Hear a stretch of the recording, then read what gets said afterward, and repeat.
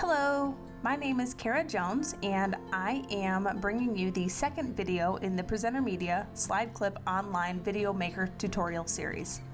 This video will be focusing on creating a blank project from scratch and adding all of the elements to turn it into a quick online video project.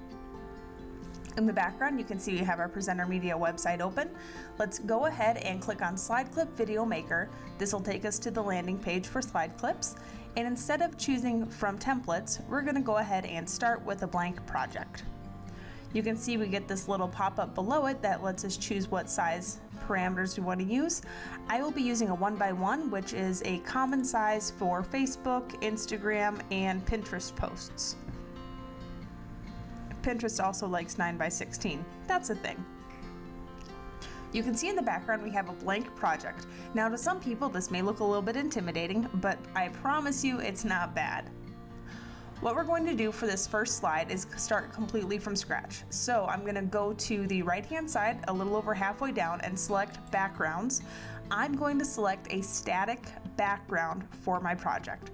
So we have all of these different photorealistic effects. And if you have your own background that you want to use, you can click on My Uploads and you can choose from any of those items as well to use as a background. Obviously, none of this would really work for our use in this particular case, but that background tab, which will be up at the top, will be available to you as well. So let's say that we just want to do something a little bit fun. Let's think about summer. You can insert the item and you can see it doesn't natively fit within these walls. So what we're going to do is right hand click on it and go to set as background. Now once we have the background selected, it will put it into place for us. Now you may notice that it moved it off a little bit to the one side or the other. If we want to change it, all we need to do is detach the item and then we can actually choose to manually size it up if we want to have a specific area of that image on our background. So again, let's say we want the American flag, we'll get rid of this other guy, right click, delete.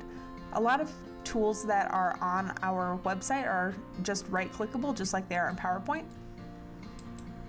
There we go, we have the American flag in the background. Next up, we're going to add a title art and a clip art item. So a title art is an animated item that you can just change the text on easily. I'm going to say breaking news. Now we're going to be able to change the text in this, but this is a group of items that we already made.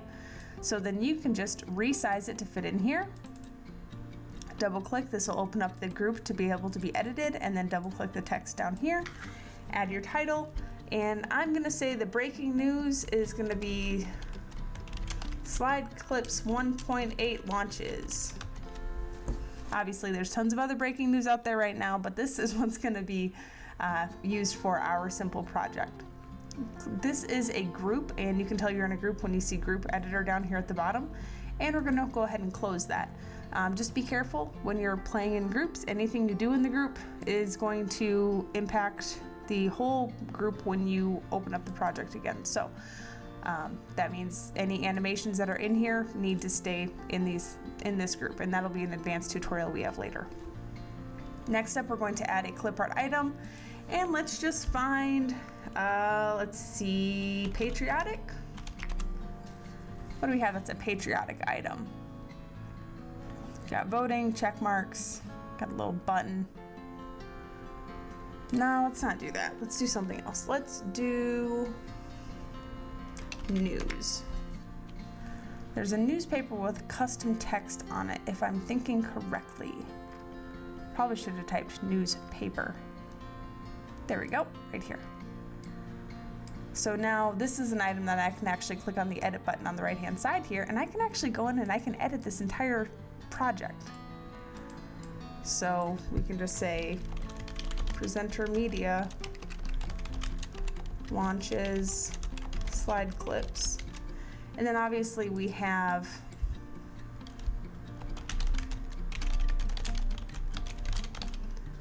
all this information that we can just simply update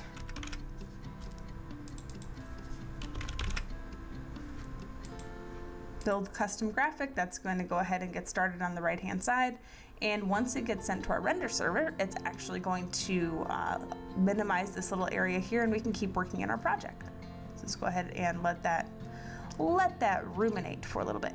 So while this slide is finishing up, the next thing I'm going to show you how to do, starting from a blank project, is how to add a new slide. If you click add, you can add another blank slide to your project. However, if you decide that, I really just want to use templates, this is kind of a little bit too much for me, you can add a slide from an existing project. So this is a project that I did for how to create slides from templates. That's right here. Notice the aspect ratio though, these are all 1x1 projects, and this guy here is landscape.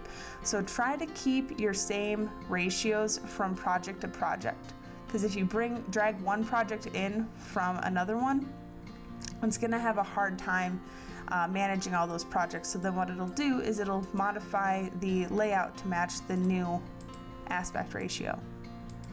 So again, that's just one of those things to be aware of. I'm going to hold down the shift button and select all three of these, delete them, and I'm actually going to change this back to a 1x1. So click on File, Project Dimensions, 1x1. Now we're back to where we started. We don't have to worry about those other slides that we added.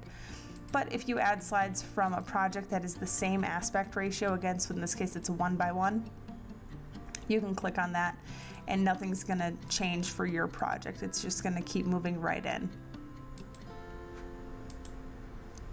All right, so our custom item is done. Now you can see PresenterMedia launches slide clips. We can click play. It's already got the background music as part of the template, so you don't have to worry about adding that on your own. Once you're done, click on File, Save and Download, and the project is going to download as an MP4 file that you can export to any number of applications or social media. I hope this brief tutorial was informational for you for how to use a blank template at the PresenterMedia Slideclip online video maker. If you have any questions, comments, or concerns, be sure to leave a comment below, or you can email us at support@presentermedia.com. Thanks so much for watching. This is Kara Jones with PresenterMedia. Let's make great presentations.